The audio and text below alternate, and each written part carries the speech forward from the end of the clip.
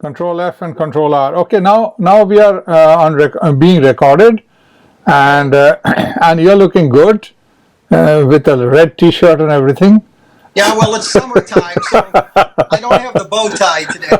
Yeah, correct. I mean, it's Sunday. This is my day off. Yeah, absolutely.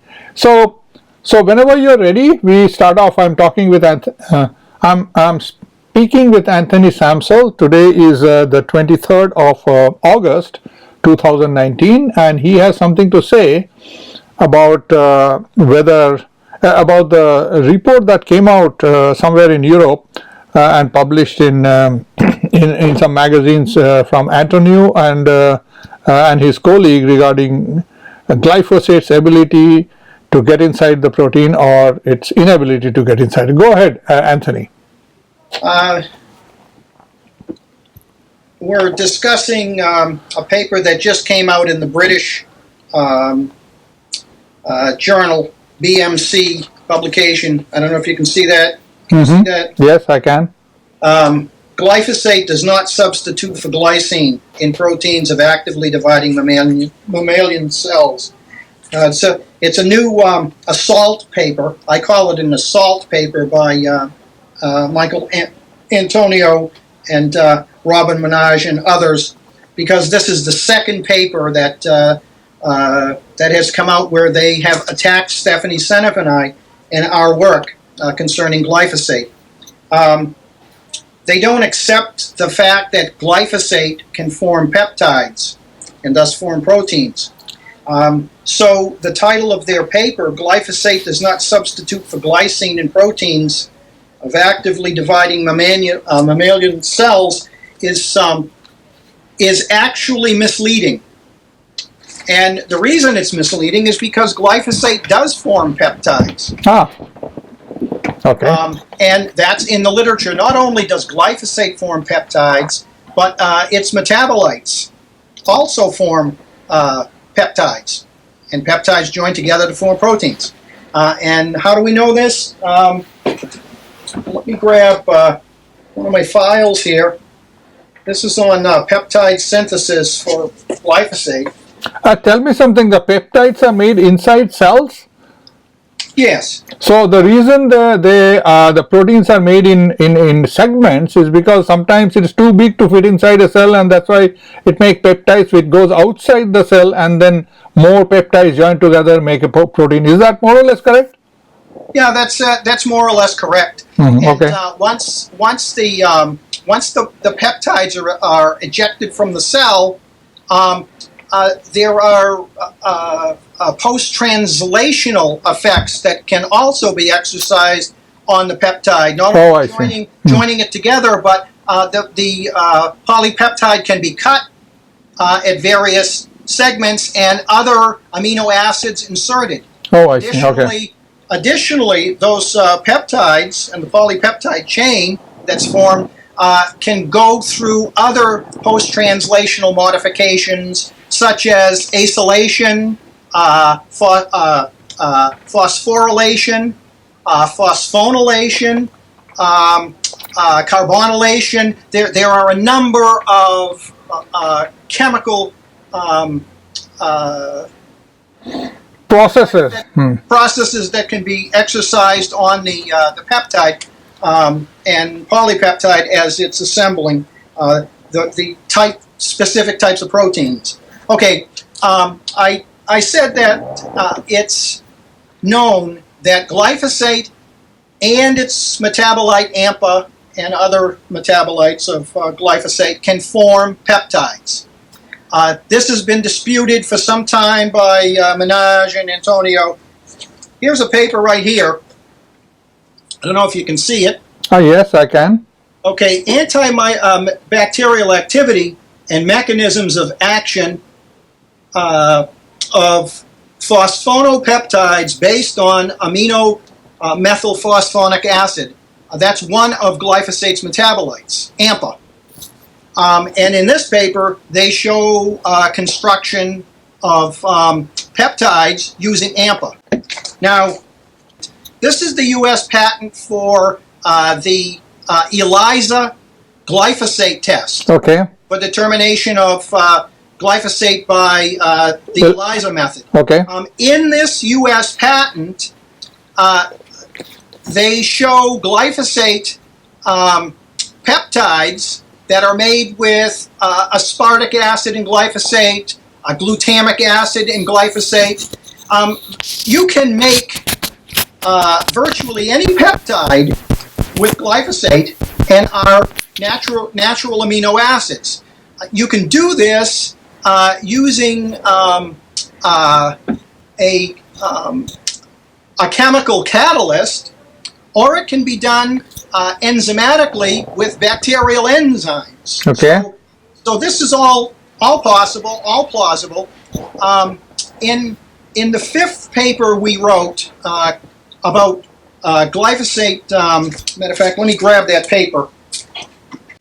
In our fifth paper, Glyphosate Pathways to Modern Diseases 5, Amino Acid Analog of Glycine in Diverse Proteins, we showed how this was very plausible. I did not mention the U.S. patent or the other paper I showed you about AMPA forming peptides in this paper. This paper focused more on a different type of assembly of glyphosate into peptides called peptoids. Okay. Where glyphosate would actually use the phosphonate group as opposed the amine group and carboxylic acid group. Okay. But in the U.S. patent and the other paper I showed you, the amine group is used to hook to a carboxylic group, and the carboxylic group, of course, hooks to an amine group of another amino acid. So this is conventional peptide formation. This paper we discussed more or less how glyphosate could form peptoids.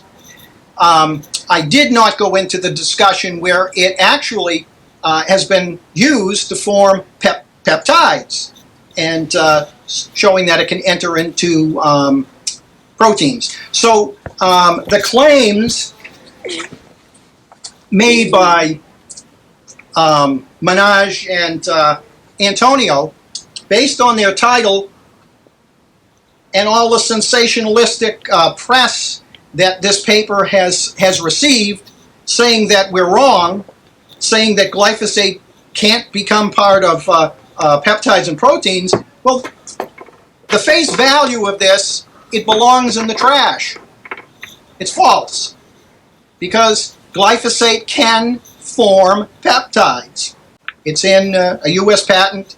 It's referenced in other papers. There's also an extensive amount of information on phosphonates in the literature, and how they can participate in biology and become part of other substrates in our biology. As a matter of fact, let me just pull this board over.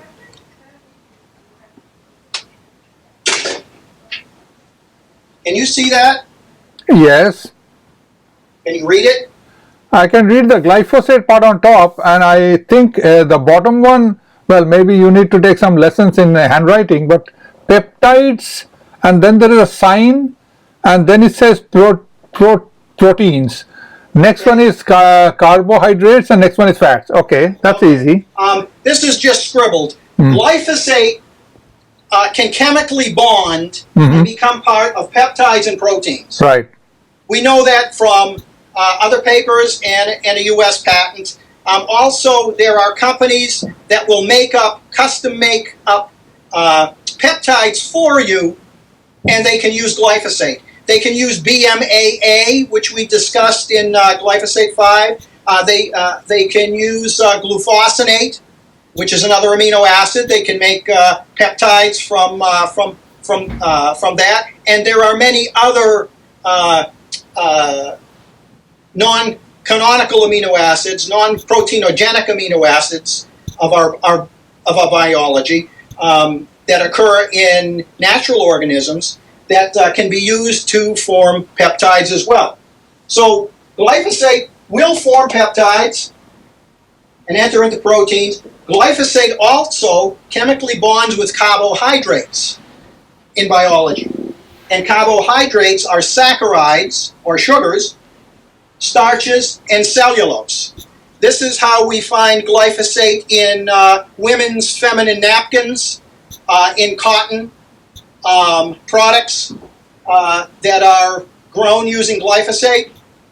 Those cellulosic products are contaminated because glyphosate bonds with the hydroxyl in the cellulose, forming a phosphorylated carbohydrate. It also phosphorylates and bonds with the hydroxyl unit of starches, so it corrupts starches. It also bonds with that same hydroxyl group in sugars, like in glucose or glycerin. It chemically bonds, it phosphorylates it. AMPA, its metabolite, also phosphorylates it by using glyphosate and AMPA use the phosphoryl group, the phosphorus and the oxygens. They use the phosphoryl moiety to bond to the hydroxyl units of cellulose, starches, and saccharides. So carbohydrates are contaminated from that chemistry. Also, glyphosate will bond and become part of fats, our lipid chemistry. And when we disrupt our lipid chemistry, that can affect our entire biology as well, because the lipids, the phosphorylated lipids, occur as a protection and structure on the outside of the cells. And inside the cells, the phosphorylated lipids form a protection and covering around the mitochondria. So we can actually create diseases by altering the phosphorylation of lipids. I'm going to push this aside and show you this board. So, what all kind of diseases can be created, can be triggered by glyphosate in our biology, either as proteins or as inside lipids? Your audio got a little soft. Did you move your audio? Can you hear me now? Yeah, that's better. I said, how many kinds of disease can be triggered by glyphosate being in our in our proteins and in our lipids? How many kinds? You can trigger virtually any disease by altering our proteins and or our lipid chemistry.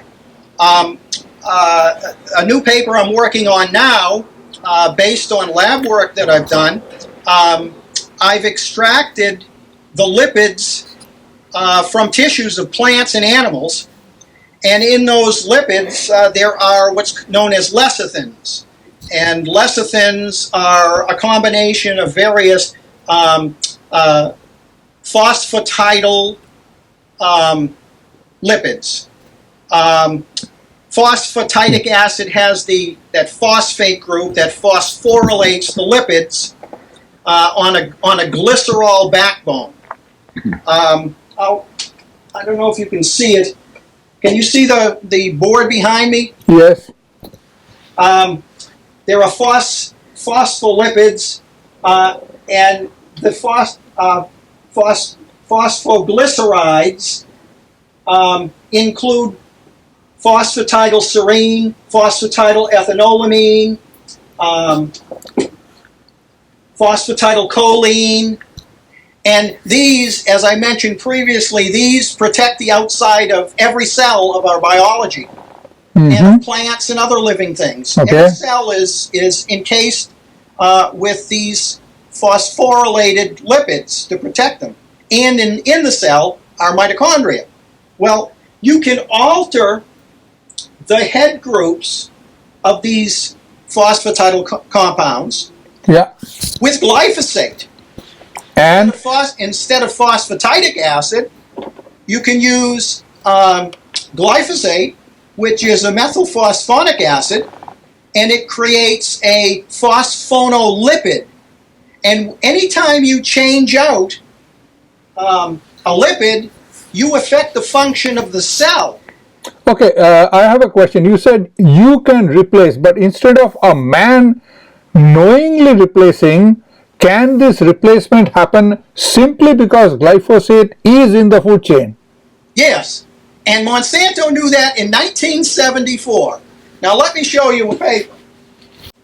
This is a paper, Monsanto 1973. It's the bioaccumulation and depletion of glyphosate in tissues. This is part 13. This paper is a big paper, and in part 8, this is from 1972. This showed that that glyphosate, on page 462 of this Monsanto document. I'll read this to you. 462.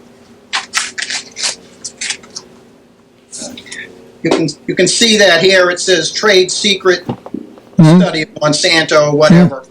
I'll read you this. It says the retention of the glycine moiety is invariably higher in the muscle than in other tissues studied, but the methylene moiety always appears in greatest concentration in the gut. These observations would imply that the glycine moiety is being incorporated into the natural muscle constituents, presumably protein, while the remaining of the moiety is being secreted back into the gut. So this is the first instance back in 1972 where Monsanto suspected that glyphosate was becoming part of proteins. But they mention only glycine. They don't mention glyphosate. No, they're referring to glyphosate. Oh, okay. When you read the documents, I have another Monsanto study where the pathologist noted that it appeared that glyphosate was becoming part of the proteins. Now, they didn't want EPA to accept that glyphosate was bioaccumulating as part of the proteins or in the tissues because the EPA would have said, denied the permit for glyphosate. Monsanto insists today that glyphosate does not bioaccumulate in animals. Yeah. My research shows that glyphosate does bioaccumulate, not only in proteins, but as we saw on the board, we saw that it incorporates into peptides and proteins, into carbohydrates, which includes saccharides, starches, and cellulose. And lipids. It also incorporates into lipids. Yeah. So it's invading all parts of biology. It doesn't belong there.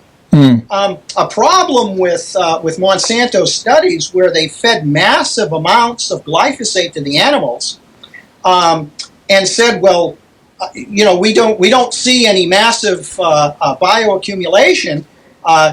We fed 40,000 milligrams per kilogram to the lab rats over the course of 2 years, and we didn't see massive amounts of bioaccumulation.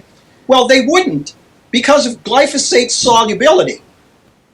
Glyphosate is fairly insoluble in water, and only about 1% of the dose in some of the glyphosate studies, they showed that only about 1% of the dose remained in circulation. And of that, actually 30% remained in circulation for 7 to 14 days. But of what was remaining in circulation from the doses that they were giving the animals, only about 1% bioaccumulated in the tissues. And Monsanto wanted to deny that. So that's why even today Monsanto says that glyphosate does not bioaccumulate in animal life. But in fact it does. My laboratory investigations into animals following glyphosate from the diet into the tissues shows that glyphosate bioaccumulates, as well as passing up the food chain to humans, because I've analyzed human tissues as well, including I believe it was March of this year. I think I have it right here. It was March 28th, 2019. I analyzed a breast tumor, a human breast tumor. A woman contacted me, wanted her oncologist to contact me about having her breast tumor analyzed for glyphosate. Well, I analyzed it, and I did a 24-hour digestion and neutralization, and then analyzed it for glyphosate. I found 4 parts per billion of glyphosate in the breast tumor. Was the oncologist happy with sending you the sample? The oncologist was a little hesitant at first, but complied with the patient's wishes, and was very surprised that that I found glyphosate in the breast tumor. Now, 4 parts per billion doesn't seem like a lot, but in 1 microgram of glyphosate, there's 3.561 trillion molecules of glyphosate per microgram. That's equivalent to 1 part per billion. So and did you have to trillion molecules of glyphosate? I understand. Times 4. Times 4. Did you have to use this proteolysis or this preparation to release the glyphosate out of whatever it is inside the tissues in which the glyphosate was bonded? I used acidolysis to free the amino acids. How did you? Where do you think it was attached in the tumors? Well, I didn't separate the protein from the lipids. Oh. I digested the entire sample. So the glyphosate could have been in the protein as well as the lipids. I think it was in both the protein and the lipids, based on my laboratory analysis of other proteins where I've taken purified proteins and found glyphosate. And I've also taken purified lipids from plants and animals, and I've done extractions and found glyphosate and AMPA as part of those. So like I said in the beginning, glyphosate chemically bonds and becomes part of peptides. It chemically bonds and becomes part of carbohydrates, and it chemically bonds and becomes part of fats or lipids. So it can become part of all of these components of our biology. Yeah. So when we get back to Minaj and Antonio's paper, based on the title is misleading, and the title was of this paper, and its intent was to destroy Stephanie and I, and destroy our work, like their previous paper with Pete Myers, where they went through 5 of our 6 papers and tore them apart and said that we were using syllogism to say that glyphosate could cause diseases. No, glyphosate causes diseases by common pathways. And the reason they wanted to destroy your work, not because they don't like your face, but because they want to keep glyphosate in a better light in the eyes of the people and continue to be used for longer time. Glyphosate is under review for re-registration in Europe and the United States. Our paper is saying that glyphosate becomes part of proteins and part of biology, was a wrench in the system that could have actually prevented the re-registration of glyphosate. So if they get rid of our work so that it's out of sight, out of mind, so that they don't have to consider the fact that glyphosate does become part of peptides and does become part of lipids and does become part of carbohydrates, when they ignore the chemistry and say that glyphosate is inert and it can't possibly enter biology, then they say that soothes their conscience so that they can re-register this monster of a molecule that's destroying the entire planet. Yeah, okay. Two quick questions. This breast cancer case, I know you're not an oncologist, but can the presence of glyphosate in those tumors not just be a result of somebody getting breast cancer, but also a cause for the trigger of the breast cancer itself? Yes, and for the attorneys Baum and Hedlund, who just won several court cases against Monsanto for big judgments and payouts up to $2 billion. Those are non-Hodgkin's lymphoma, but not breast cancer. I don't know how the cancer, I have no idea of how cancer triggers, In the lymphatic system, yeah, the lymph system of the breast. Yeah. Oh, I see. So there is a common link. System of the breast, you can get lymphoma of the breast. You can get lymphoma of other tissues. Lymphoma was found in the Monsanto studies in many tissues. So you're saying the breast cancer also often triggers from the lymph system inside the breast? Yes. Oh, I see. Okay. All right. Next, there is a court case in the pipelines in Canada where a lawyer has taken the Health Canada, the government of Canada, to court for reapproving glyphosate in the year 2015 for the reason the court case is launched is that the government bypassed sufficient safety test and also ignored public feedback. So do you have in your whatever we talked today, including this reapproval thing that is coming up in Europe and USA, and this court case now pending in Canada about wrongfully reapproving, do you have anything to add that might help the lawyers in Canada?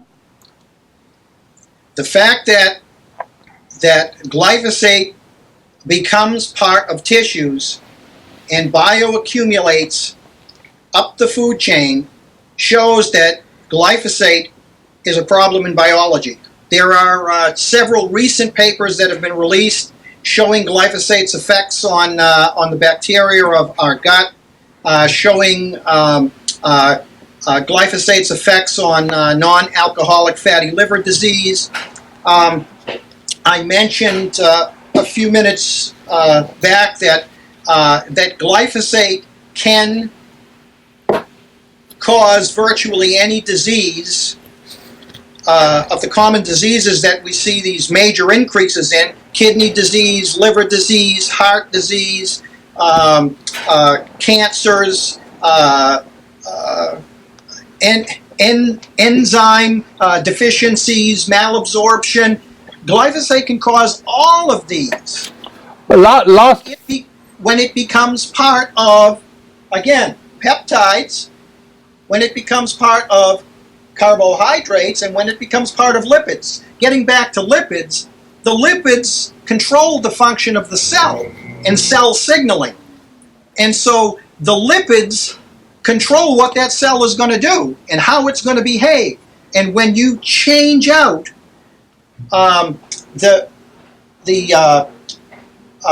phosphatidic acid in those phosphorylated lipids, and you change it out with glyphosate or AMPA, now it behaves totally differently. It changes apoptic timing in cells. It changes when cells die, which brings up a finding in Monsanto's trade secret studies. They found that glyphosate caused the destruction of tissues in every gland and organ.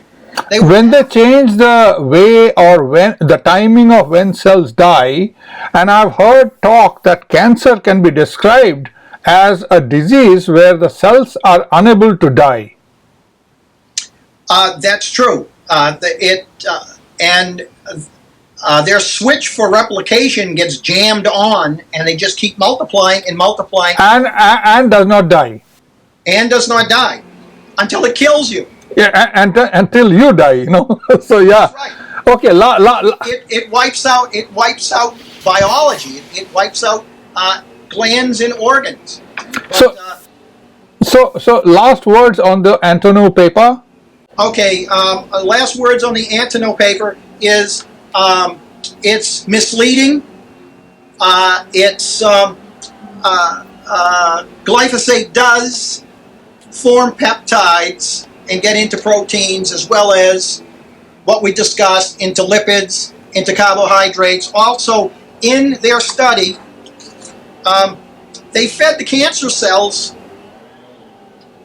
Delbecco's modified Eagles medium high glucose.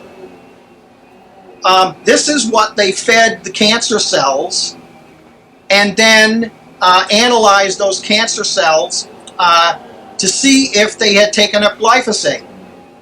Well, what they found in their paper disturbed them, because their controls showed that glyphosate was in the proteins of the controls.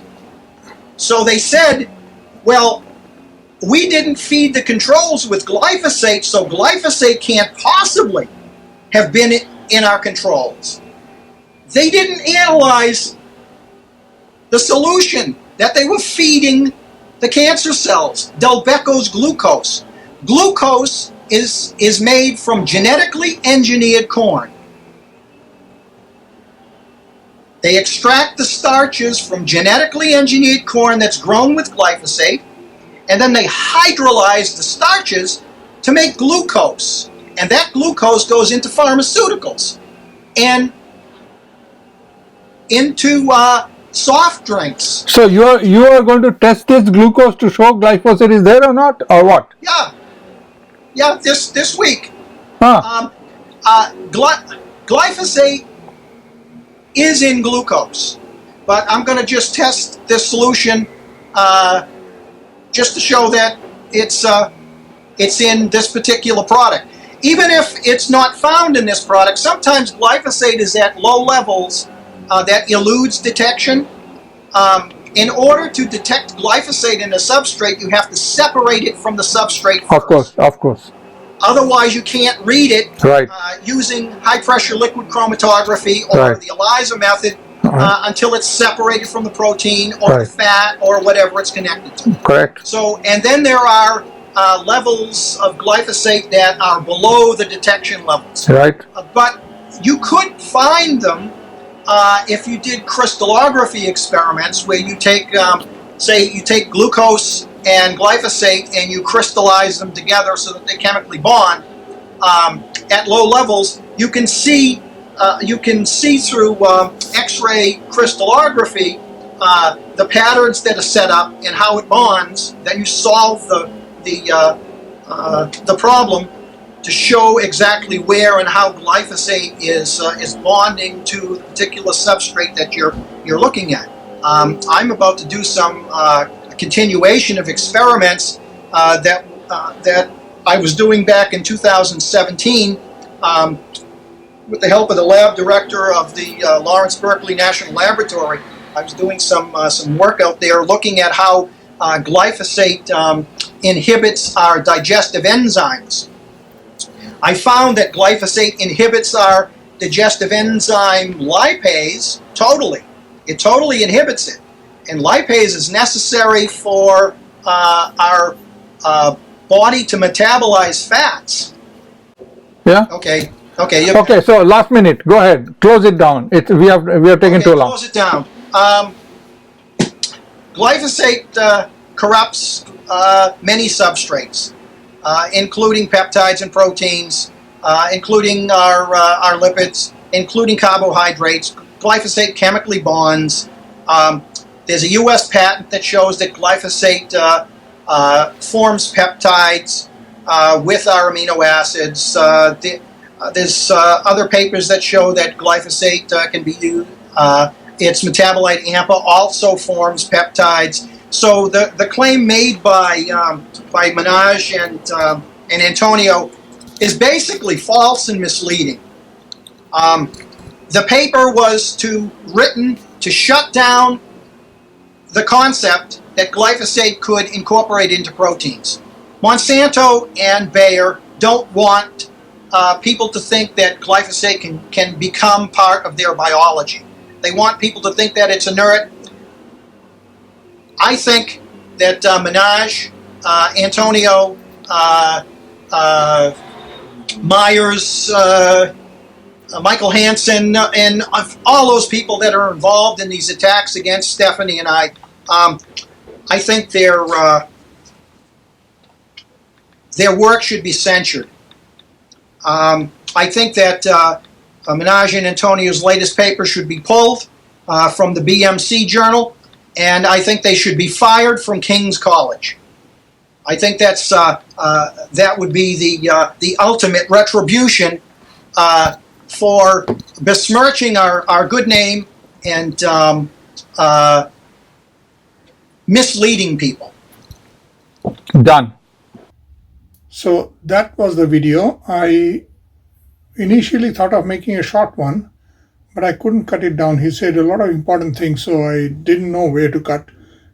We will make another short video later on. In the meantime, let this one stay, and this goes to show the paper written by Antonou and his partners and all, there are a lot of effort spent by the industry to suppress real science which shows glyphosate is dangerous, and sometimes the bad mouthing, sometimes these papers are so low grade that they kind of self-defeating. I mean, Anthony Samsel explained why this is an attack, this is an assault paper, attack paper. But I talked with Stephanie Seneff as well, because this paper attacked both of their work. And Stephanie Seneff actually says that this paper, if you read through properly, is self-defeating, because his own paper proves that whatever he is saying in the headline is wrong. That glyphosate accumulates in the proteins is hidden inside their own paper. They don't realize it. So it's kind of stupid. And this is how the industry works. So anyway, here is my 40-minute video. Unfortunately, I didn't make it a 5-minute one. We'll make one in future about whether glyphosate gets into our biology or does not, and whether Antonou's paper holds water. According to me, it's as good as an expensive toilet paper. Thank you.